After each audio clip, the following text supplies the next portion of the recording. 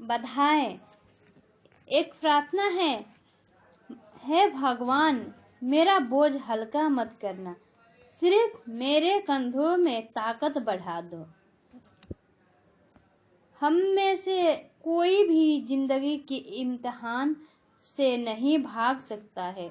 जो जीवन में कुछ पाना चाहता है, उनके लिए हर दिन फैसले का दिन होता है। सिर्फ मजबूत हृदय वाला ही हर चुनौती का सामना हिम्मत के साथ कर सकता है।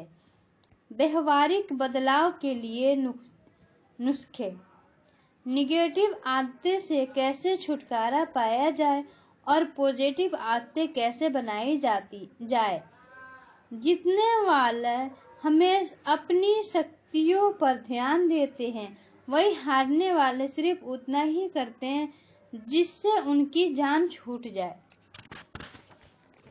बेचना एक अंदरूनी खेल है। सेलिंग में 80% श्रेय आत्मविश्वास, आत्मछवि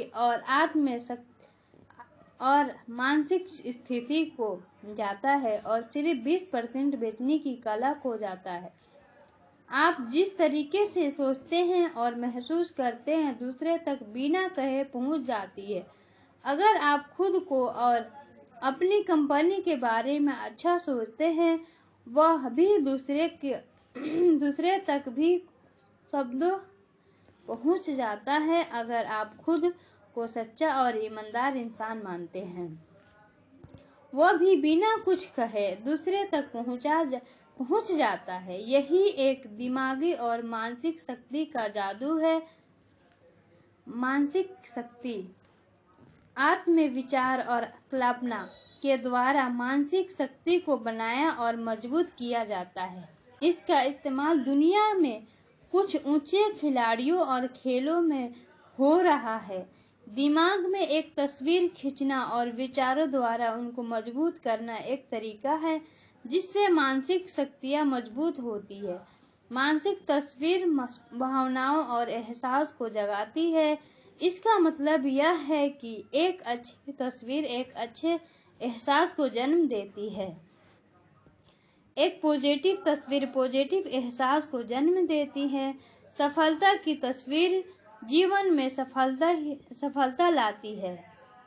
अपने जीवन की किसी एक घटना को याद करें जब आपने अच्छा महसूस किया हो।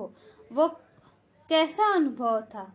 क्या उससे ऐसी बातें नहीं उपजी?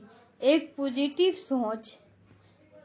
दूसरा, और अधिक प्राप्त करने की इच्छा। तीसरा, आगे बढ़ने की प्रेरणा।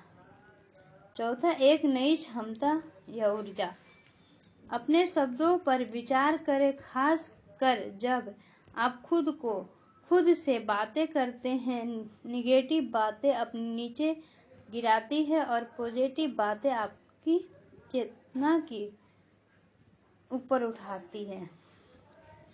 आत्मचिंतन एक पॉजिटिव स्टेटमेंट होता है जो यह बताता है कि आप क्या करना चाहते हैं और आप क्या होना चाहते हैं, क्या बनना चाहते हैं। आप इन स्टेटमेंट को लिख सकते हैं और रोज पढ़ सकते हैं, कम से कम दिन में 2 बार।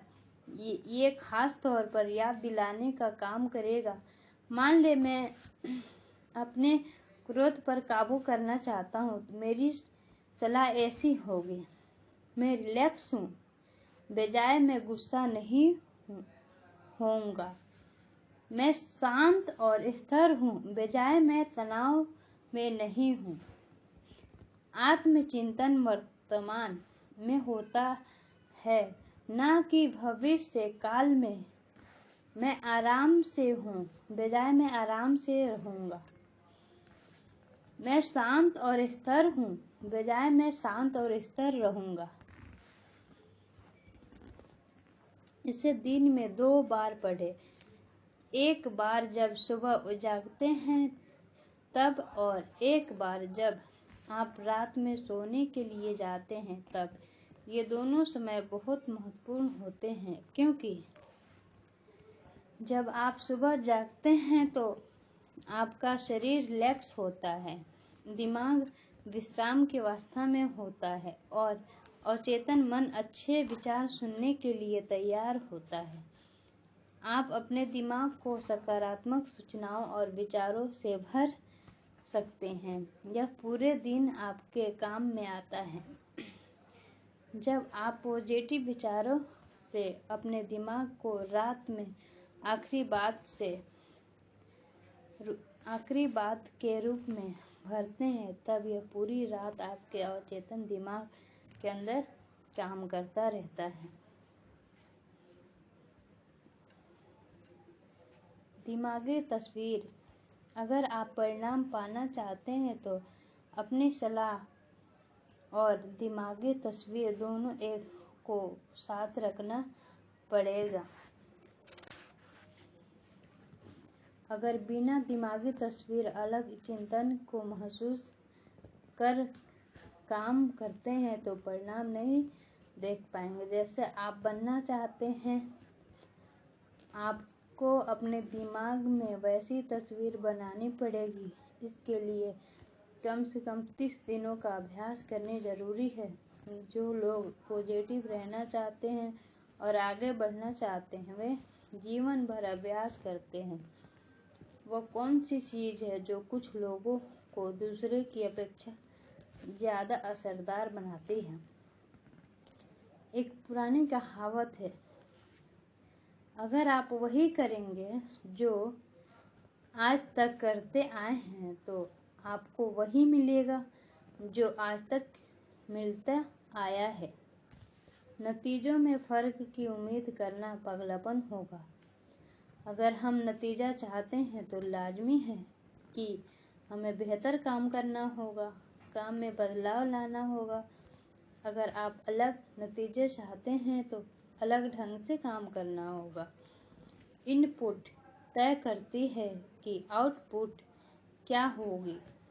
आउटपुट बदलने के लिए इनपुट बदलना होगा।